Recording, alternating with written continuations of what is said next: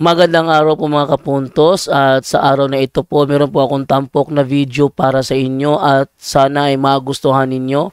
Kaya sa mga bago pa po sa aming channel, please po don't forget to hit the subscribe button at ang notification bell para maging notified kayo sa bawat video na ilalabas ko sa channel na ito. At bilang kahilingan po ng punto por punto team at naway maintindihan po ninyo, sana po wag nyo pong i-skip yung mga ads sa aming mga video. Sa maliit na bagay na po na yan, malaking tulong po yan sa ating programa at sa ating ministry. Sana po maunawaan po ninyo.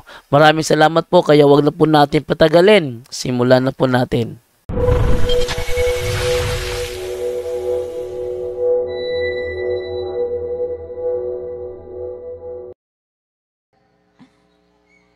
Asa man ang limukon, ilawd.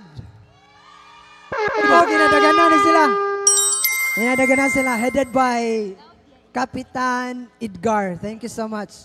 Manang Ilaya, then ilawd. So, before na to, start good ang atong program proper. Let us hear a welcome address from our own CFD Dimeo Chapter President, Bro Ronel Ocso. Let us give him a round of applause.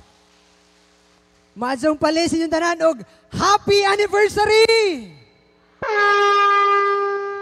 Mga igsuon, di na ko kinahanglan nga matag pag welcome address kay Bao mo nga you are very much welcome sa atuang celebration.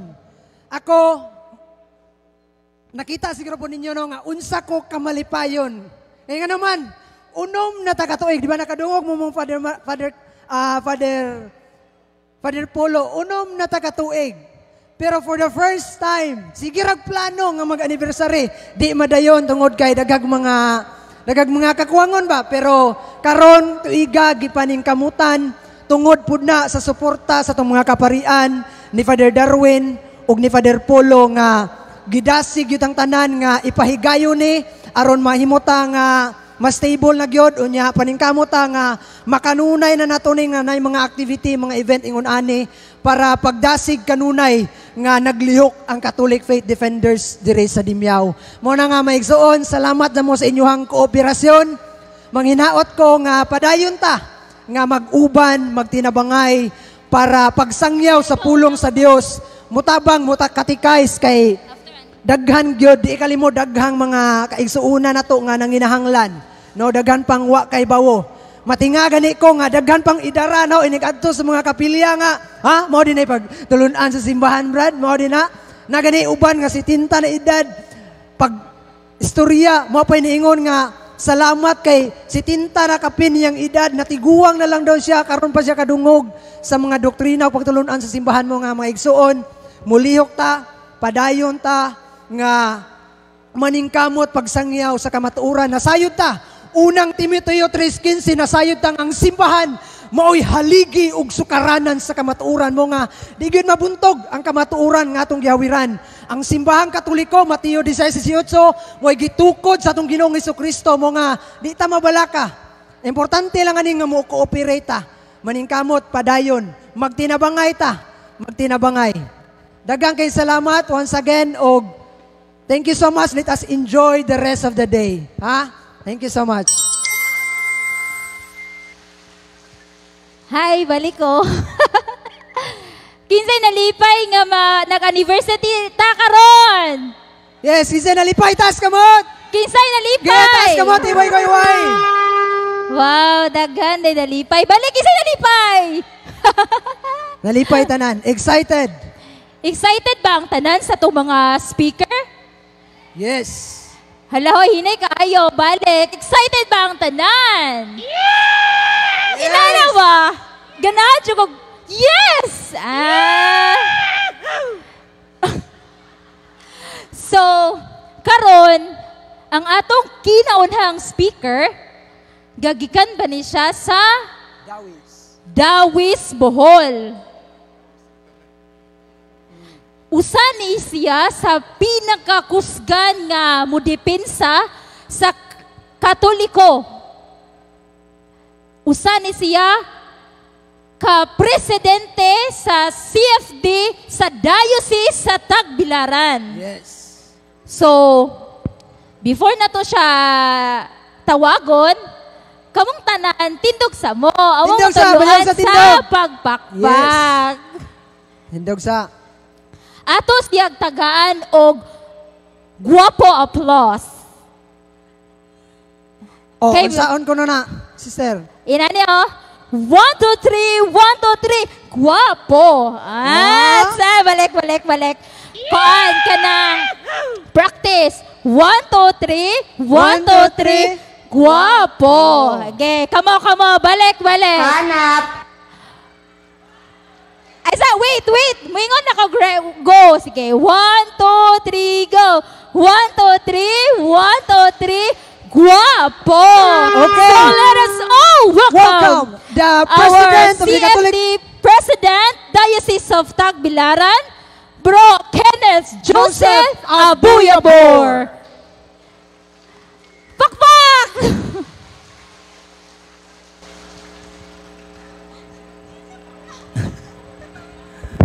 So, salamat kayo, Brad Okso.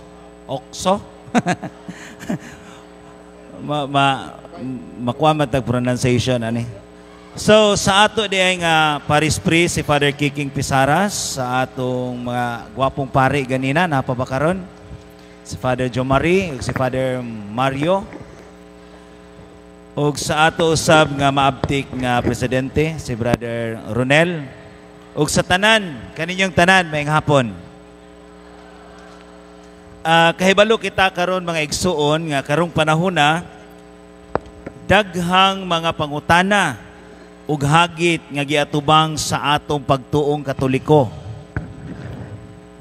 Apan isip CFD,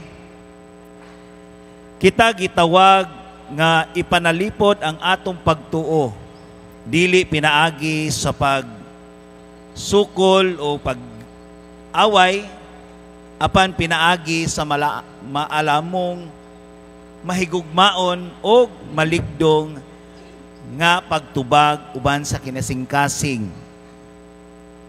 Mo nang giingon diya sa unang Pedro kapitulo 3 bersikulo 15. Kinahanglan mo atubang dayta sa ato mga kaigsuunan, dili ato na sila kaaway.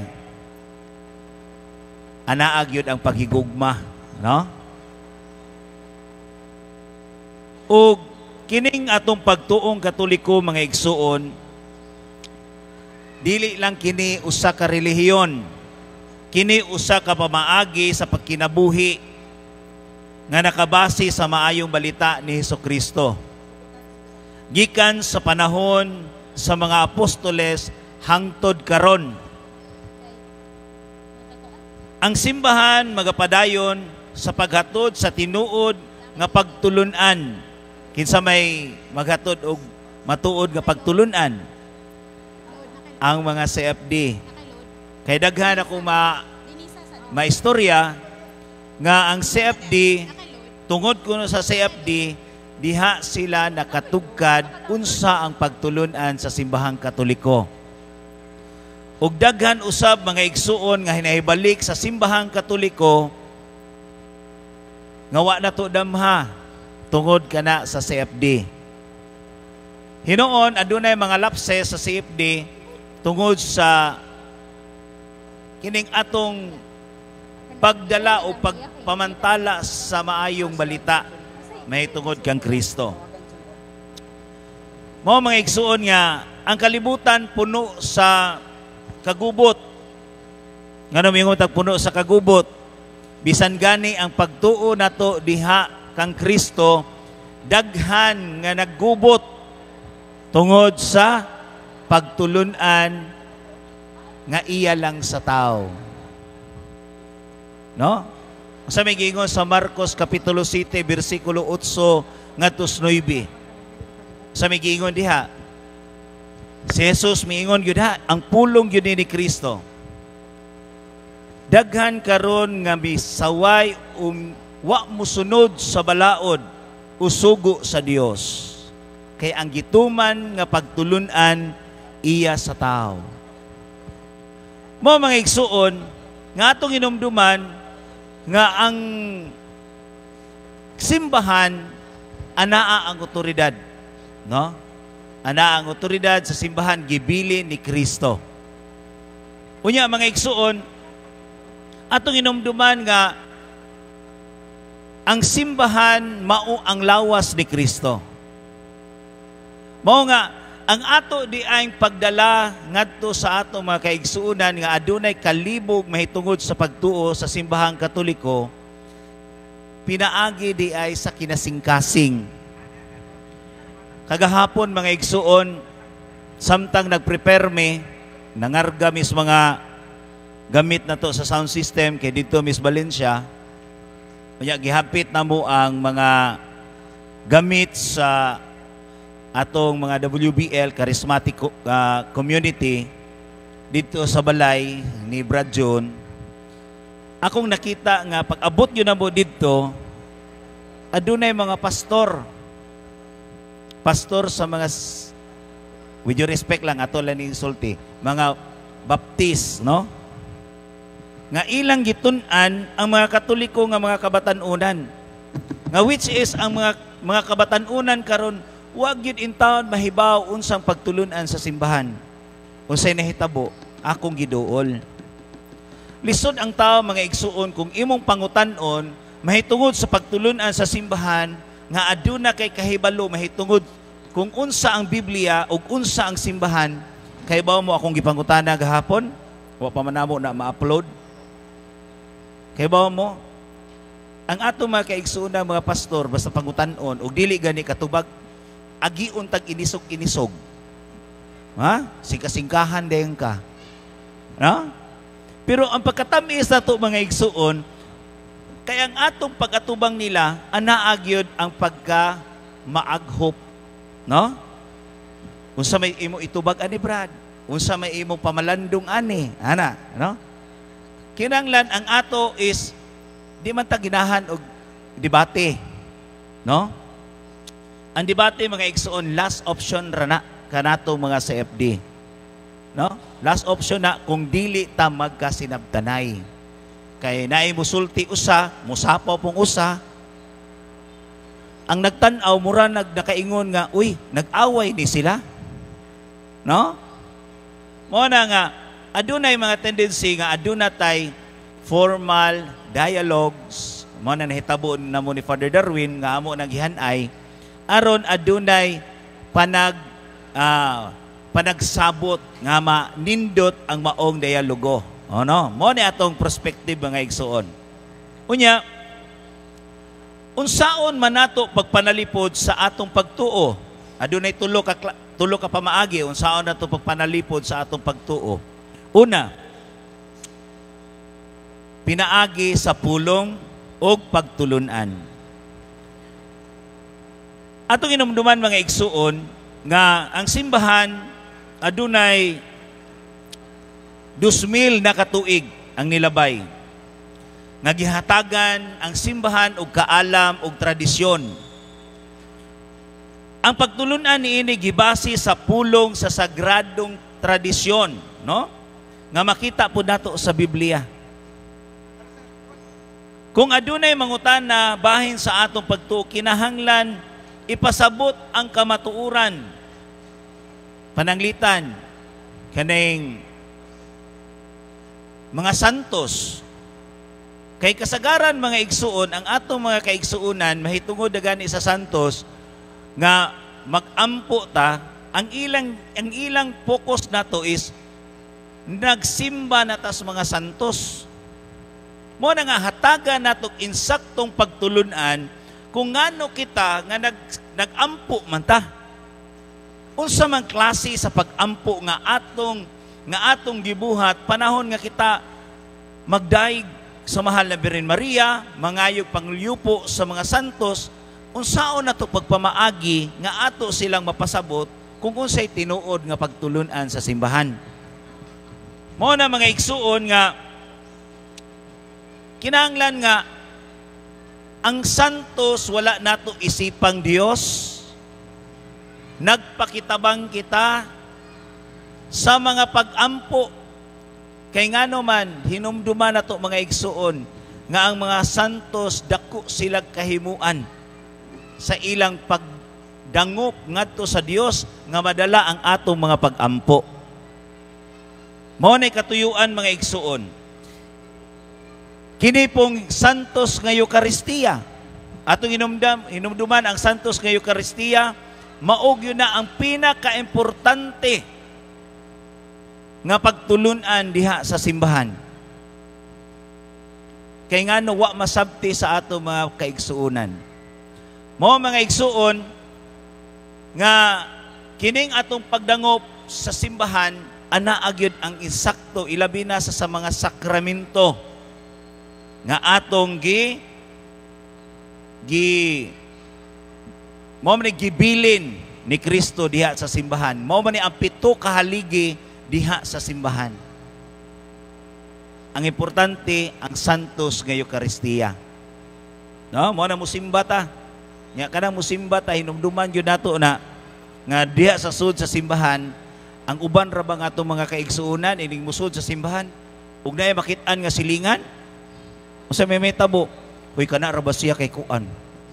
Na nya wara kay baw ra ba nga ang diha sa sud sa simbahan anaa ang buhing lawas ni Kristo. No? Nya kita ra ba kay magchismis na noon ta diha simbahan. No? Mo na nga kinahanglan atong tudluan ang pagtulunan, saktong pagtulunan sa atong mga kaigsunan. Dili lang sa mga dili Katoliko, kundili sa ato usab nga mga kaigsuunan Katoliko ga wala mahibalo unsang kamatuoran. Okay ba? Ikaduha mga igsuon, gitang mga CFD nga nagdalata sa pulong sa Dios, ato unta pong ipakita ang atong binuhatan. Kay daghan nato mga kaigsuunan nga sawayon ta mga CFD. Ano man? CFD mo ta na pero palahubog man. Oh. CFD man unta na pero chismosa man. O na nga, di nato madala, di nato mabuhat ang atong pagka-CFD nga nagdalatas pulong sa Ginoo pero ang atong binuhatan wa gyud masukwahi sa atong gipamulong, sa atong gisangyaw. Ako mga kaigsunan, sa una sa di pa ko CFD, aduna mo ko'y panagatan, ako'y 60 ka mga tao. Ako may maguna-unag inom oy. Di pa yun ko hinimbahon. Pero tungod sa CFD mga igsuon, ang akong kalibutan nabali. Turn into 360 degrees. No? Mao na nga nalipay ko kaayo ug ang ako ganing pamilya, akong asawa bisag sa una mawala gani kusbalay, perting pangita. No? Asa na kong tindahan na, maya kinira bagyong pilosopo nga tao, ingnon day nako nga naragani ko dinis landong nga dapit, apason ko nimo. Labog managat ko dagkong bawd, wa jud ka mo apas dito papaulion ko. Naman no? Tungod kay mangitag rason, no? Pero mga igsuon, atong inumduman nga ang ato diayng binuhatan, bisan sa binuhatan makita sa uban nga ang imong pagka-CFD milambo ug usa ka na ka-inspirasyon ngadto sa ubang mga tao. No? Mao mga igsuon nga hagit nato sa matag usa nato, kinahanglan ang atong gitudlo ngadto sa uban, kinahanglan ato sang buhaton. No? Ay katulo, last. Kailain na magtinanawan ako. Ikatulo, mao kining pagpanalipod sa kamatuoran. Kung adunay mo saway o mo daot sa atong simbahan, kinahanglan mapaubsanon kita o magpadayon sa pagtubag gamit sa kamatuoran. Pananglit mga igsuon, kung adunay musulti nga ang simbahan puno sa kasaypanan, angay nato ipasabot nga ang simbahan anaagyod ang mga dautan. No? Kanang miingon bita ka, kamo mga Katoliko, palahubo, kamo mga Katoliko, bayidor, mga marites, nga na, ano? Ingnon lang nato, igsuon, hinumdumi. Nga sa Mateo, Kapitulo 9, versikulo 13, ang Diyos mianhi sa kalibutan, dili alang sa mga matarong, kundili sa mga makasasala. Mo na kaming Katoliko, makasasala, gyud may mo nang kami may gianhi ni Kristo. Yeah. Makasasala pa po ka, Brad. Yeah. Tug-anam na ni Boss kamatuoran. Kumingon gani siya nga wala ako'y sala. Nya unsaon man nimong Biblia igsuon nga giingon man sa 1 Juan 1:8 kama 10. Nga kung ang tao miingon nga siya ay waysa, gipabakako niya ang Dios. Ug siya bakakon sa kamatuoran. Mo na nga daghan ra bang mga igsuon ato mga Katoliko magpahinlo sa kaugalingon. No? Di mo dawat unsay kasaypanan. Mo nang hinungdan nga ang mga Katoliko dili ganahan mangumpisal kay di man mo dawat sa kasaypanan. No?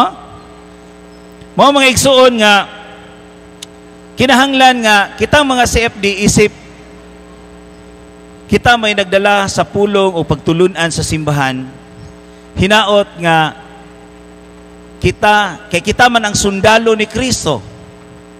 Kita may makigbatok, kita may milaban, kita may midapig sa kaigsuunan nato nga wa makasabot og unsang pagtulunan. Kung aduna lay nato dinhi nga makakabig bisag usa lang ka tawo, bisag usa lang. Kanang giingon sa Santiago 5:20, kung bisan kung usa ka tawo lang ang makabig nga daotang tawo makabig niya balik ngadto sa Ginoo, maglipay ang langit tungod sa iyang gibuhat. Mao nga kitang mga CFD, wa man ta maningkamot nga daghanon apan maningkamot ta bisan na lag-usa sud sa atong pamilya. Kay kanang usa dako kayo nagkahimuan ngadto sa uban nga makita nato nga aduna day kausbanan sa atong kinabuhi.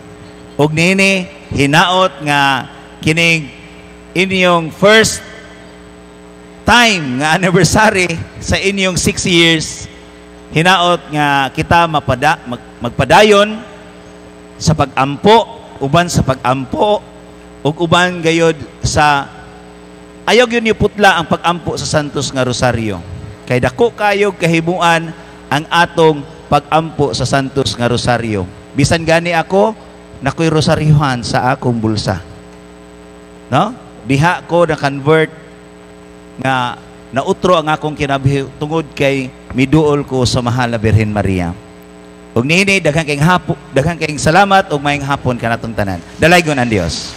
Happy anniversary. Daghang kayong salamat, Brother Kenneth Joseph Abuyabor. Moto siya ang presidente sa CFD sa tibuok Diocese of Tagbilaran.